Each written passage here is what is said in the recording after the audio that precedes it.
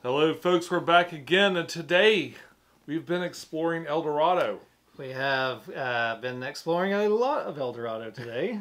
This is the Island of El Dorado. It's a game I backed a while back, and I meant to pull up that Kickstarter before we started. I'll get that in a second. But before we played this, we played, what is the Quest for El Dorado? Yes. And a very different game, both with hexagons and the same theme. Yep. Exploring as a theme, and somewhat of a race as well in both of them. Yeah. But other than that, I guess the similarities kind of fall away. Yeah, kind of fizzle away. But it's definitely got the theming, the Golden City, going after treasure, sort of. I guess, yeah, kind of treasure. There's one treasure at least, and some offerings to the gods. Well, the point of this one is you got to find 4 shrines. 3 of them are on the surface, and 1 of them's in a cave. And by shrine they mean a big cup. So you find the chalice. Yeah, the what is that? That goblet. What's it called? Yeah, like the King Arthur's days or something. What am I thinking of? The holy, is it the Holy Grail? Holy Grail. The Holy Grail. Yeah, the Holy Grail. So it's like the Holy Grail that we're going after. Yeah, so the quest to the Holy Grail mixed in with the City of Gold. So it works out pretty good. This copy that I have is sort of the collector's, like, it was not the first version of El Dorado that they made. It was like a reprint on Kickstarter. It was the Revenge expansion, and it added some stuff to the game. Basically, you've got sort of a Spirit Island-esque theme where the island will attack you and everybody else on the board. It's sort of an automa, or you can have someone else play. This is actually 1 to 8 people. Can you imagine this game with 8 people? Yeah, I don't know. It'd be a little hefty. Combat would be quite a bit more of a prospect at that point. Be a little harder to move around, I'm sure. Then on top of that, these things get discovered real quick, even with 4 people. Yeah. But on top of that, the island's moving giants around and attacking people and doing all kinds of stuff. Are you doing the same? Is it the same goal that's happening? Yeah, it's the same goal, and you can play this. You could actually play this cooperatively. There's like a bunch of different game modes. Okay. For this game, this was his first time seeing this at all. I've played this. I backed this in 2019. I cannot remember when it came in, but it had to have been. I know we played it a lot during the pandemic, so I think it came in. It must have come in right around that time. It was 2020, halfway through or so. Must have been something like that. Yeah. But it was, it made $378,000. They got this one out okay. And I think Windward was somewhere in between. It's the same company that made Windward, if you've seen that. It's El Dorado Games. They did okay, I guess, for what it is. They're an indie company. They're even more indie now than they started because... boy, the shipping stuff and knocked everybody back. Yeah, all the problems, especially between Windward and Legends Academy, which was their next game after that super big box Windward that I got. Had to lose staff and all that kind of stuff. Probably. They reduced and had to go get like regular jobs and stuff, and it's rough. And they seem to have recovered like the best they can, I guess, but this was their flagship. This was their first game that I think really hit it off. In fact, I've seen the smaller version of this in Kroger. Oh, really? Yeah, our big super Kroger. It's a grocery store chain. I didn't even know that they sold hardly.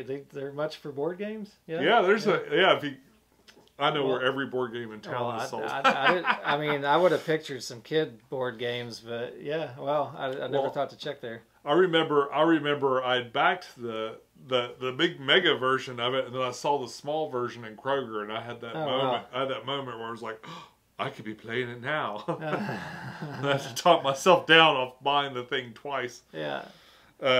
So this was $125 before shipping. It's for all the gold inlay, the real gold inlay everywhere.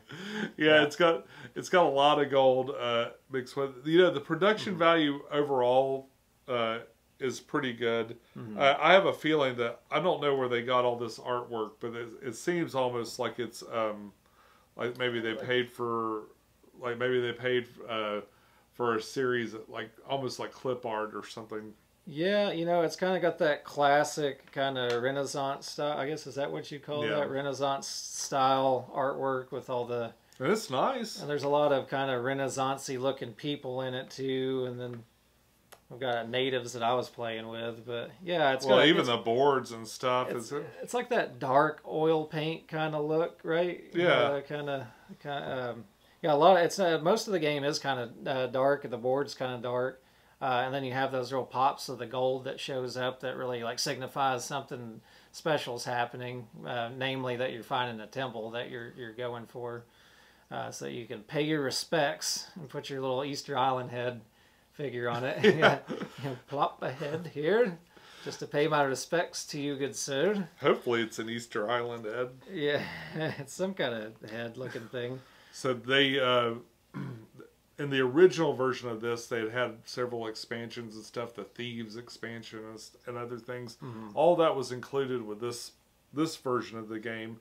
And it added the island, so the island can attack you and stuff. The other thing it added were these plastic game trays, which were not Game Trays brand, but, these... some decent inserts to vacuum formed, vacuum formed Yeah. inserts that are pretty sturdy for what they are. And they do a good job of kind of holding the components and being able to pull out and play. It's a real easy one to table. Like this one, can go to the table in about a minute or two. Yeah. There's not really any set because you're kind of setting the game up as you play. So all of you start on one hex, and then everybody spreads out from there. And as you're spreading out, you're exploring. So you're pushing hexes out. And then, just continuing your way from that point on. And you gather resources that are kind of in the form of these cards and stuff. And so you don't shuffle these or anything. So there's not really anything to shuffle except for some tiles at the beginning. And it's just a real quick start game. Especially if you played a couple of times and you've got a favorite character. I think picking your character is probably the longest part of the setup. Yeah. If you're really trying hard on the character, I mean, I just went with the first one that I thought looked neat, which was the kind of native-looking folk here. The Tzok, the Gatherer, is the hero's name, I guess. But he looks like he's got some kind of, I don't know, Aztec, Native, Central American people or whatever running around and producing a lot of food. They have a lot of, all the explorers are from different countries and stuff.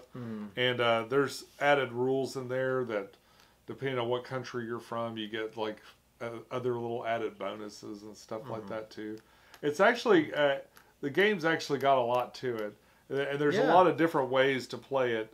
The rule book for it was a little to me is a little convoluted. It seems like they didn't really put it in order, that it didn't progress. Like the fighting part was kind of moved off away from the rest of the explanations and stuff. So I found that frustrating when I'm looking through all the actions and I'm like, how do you resolve a fight? Yeah, it does say on here too. These guys actually were Aztec. They looked Aztec to me. And then this woman's from Germany, and she's a cartographer. And so my easy skill as the Aztec people was to just gain an extra food per turn. And her special one, which if I was really looking at and I knew the game and I was picking out people, I might have gone for hers. Hers says you may rearrange the top 3 El Dorado tiles before exploring. Oh, wow. So she's the cartographer, so she knows the land a little better, and so she can kind of manipulate which tiles are coming out, which would have been super handy actually to have known that. A great way to avoid all the water ones and stuff that you can't cross. Yeah, or put them somewhere they're going to get in the other people's way. Definitely for some additional playthroughs. I think I picked the right one probably for the first play because that was super simple. Didn't have to think about it, But that special ability is really simple. That you just grab an extra food every turn and Mine's special ability was to be able to move people around. I got Bologna, the commander. Bologna. Bologna. Oh, Bologna. Bologna. It looks like Bologna. She had a Dutch person, Dutch Republic person. She's a really odd-looking lady. Well, she does. But she does command with her horsey. So this is sort of an odd game. It's gotten a kind of a mix of reviews. I guess this is one that I've had for a long time, but I haven't reviewed. It was sort of low on my priority list, I guess. Like, I like the game a lot. It's one of my daughter's favorite games. Oh, really? Oh, yeah. Like, she loves this game, but she also wins. She loves attacking her father multiple times in the game, apparently. Every single time she wins. I wasn't sure. 8 players. I think at 8 players, one person has to be the island. But that's a lot of people. It's very rare. Well, I wouldn't say rare. Like in a game like this, I don't know if it'd be fun at 8 players. Yeah. But like this is the kind of game that's like. It might be really fast. I would imagine like 4 players would be pretty nice. Yeah. To play, 2 players, you can kind of be a little. I mean, we had some fights and stuff too, so it wasn't that we just weren't in each other's way as much. We weren't attacking each other's buildings or anything like that. And man, I could see it kind of feeling like just the turn, getting around back to your turn would take, because it takes a minute. Sometimes your turns are super simple, but a lot of times it takes a minute to be like, how many resources do I need? And you're counting up some numbers, especially before your character gets built up. But I would say though it probably does play really well at 3 or 4. And it's a really first guess, anyways, without having done it. Well, yeah, it's a really different game too with the events.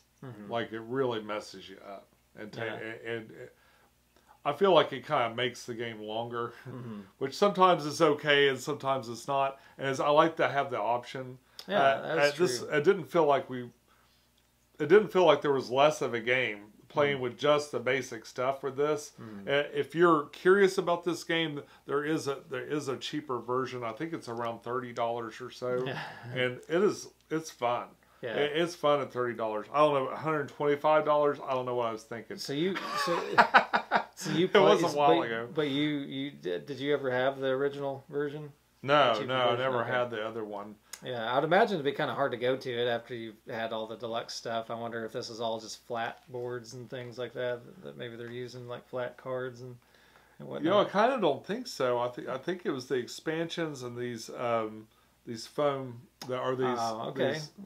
These little trays and stuff. I think were a lot of what, and kind of that big boxing of a game is what made it so expensive. Okay. Well, yeah, if you're getting something similar, at least in art and stuff, maybe you don't get the big temple minis or something like that. I don't know if the temples are in there too. Those little pre-painted temples. Well, maybe just get that $30 copy at Kroger. Yeah, if you can't find it. Definitely worth checking out. Yeah. I think my favorite thing as far as the components. I love the temples. I thought they are really nice. They do look nice. It just kind of comes all painted up. It's a nice feature. But I love the little meeple buildings Absolutely, that they combine on top of each other. So you could build a farmhouse and then upgrade it to a capital. And to do that, you're attaching like these meeples together, and it just kind of makes a different building. Yeah, they just slide and puzzle right over top of the other one, and that does look neat, rather than just simply replacing the meeple, where you're getting to actually turn it into a new building. You're not removing it, you're just upgrading it, literally. Yeah. Putting stuff up on it, making it bigger. And I like that. I do like the artwork. I do and too. Stuff. It doesn't look like something that they commissioned to have done. It looks like they bought like a giant thing of clip art from the. From like it almost looks so. It looks authentic. If it had been made today, I would have guessed that it was AI art, right, to make it look like that. But this was way before that was a thing. Yeah, it does look like authentically painted, like painted. They all look like paintings, like old oil paintings and stuff of different portraits and things. even this like background picture that comes in on your player board. It just looks like some scene that was painted and put up somewhere, and maybe somebody purchased it.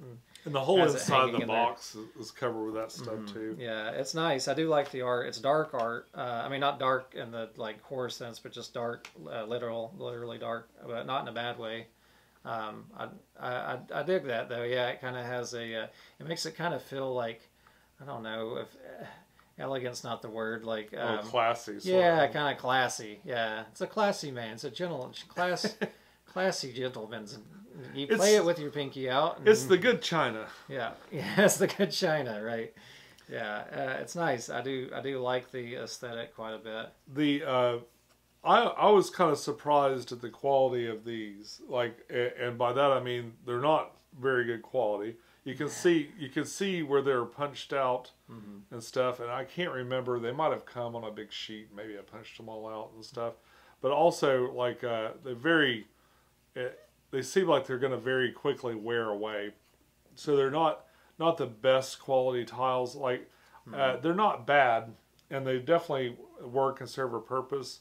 You spill a drink anywhere around these things, they will instantly ruin these. We've got 2 tiles that that I can identify pretty easily. Sean said, "I know what this piece is because I know exactly who spilled a drink on it, and I know it's the horse." He pulled it off. He didn't know it till you were already drawing through cards that turn or whatever. So yeah, they're kind of hidden away in the thing, so you don't see it so much. Maybe try not to look in there while you're grabbing them if that happens. You do have to be careful. Now, I don't know how widely available this version is, or any version of this game is. Another thing I could have looked up before we started our video. Let's see. Yeah. Okay.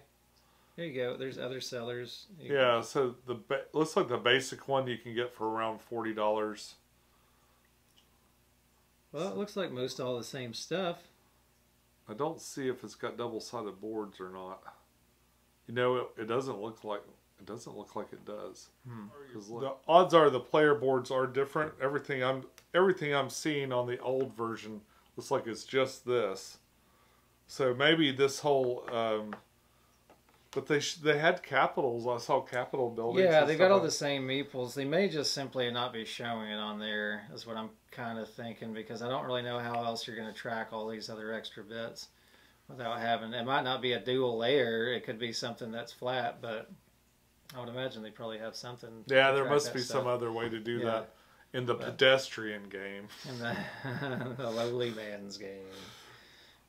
The plebeians. They have a Thieves expansion. They have the Revenge expansion, and. But that was part of you paying this whole price too, was that you got all those expansions together. Right. You didn't have to buy it together, so that kind of makes sense too. I mean, expansions add up quick. It's funny, 20 cards will cost $20 when the base game's 40 a lot of the times. Sure. This was I guess, my year 2 at Kickstarter, and I was backing stuff. I think I saw this box, and I saw some of the tiles and those little green temples and things, and I was like, oh yeah. You're like, that looks like Catan.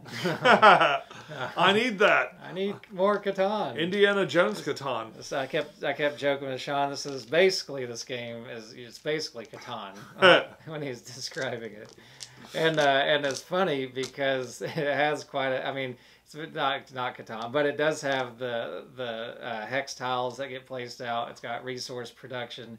You use cards to mark the resources, and you roll dice to see how much resources you're going to produce, sort of. I mean, it's not the same thing as Catan with it, but I thought that was kind of funny. I was like, so basically, it's Catan. But not really, no. No, but you can definitely, I could certainly see, though, that they took some things from Catan. You also I'm sure they were inspired. You also even have the vertice placement for your little buildings and stuff, too, where you're placing them at the vertices of the hexes. Oh, yeah, right at the, yeah. But that's about as much similarities as it has. Obviously, very, very different game. It's a quirky game. I didn't really know what to think after the end of it. I was just like, I was like, man, this is just an odd game. Like, you're rushing around. It's pretty easy to produce resources. And so it's certainly a race. and you're rushing to get to these temples, plop your heads on them, your little stone, your idols or whatever offerings, and then it's just a race through the cave, or somebody could have already gone through the cave and it's a race to go beat them before they get to the last temple.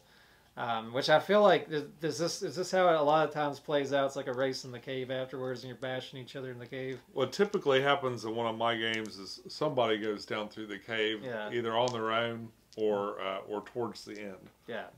Well, with us playing 2-player again, there weren't a lot of people in the way, so once the temples were there were kind of ways to quickly just rush over and get the temples, and then we just both hopped into the cave and we're trying to kind of go after.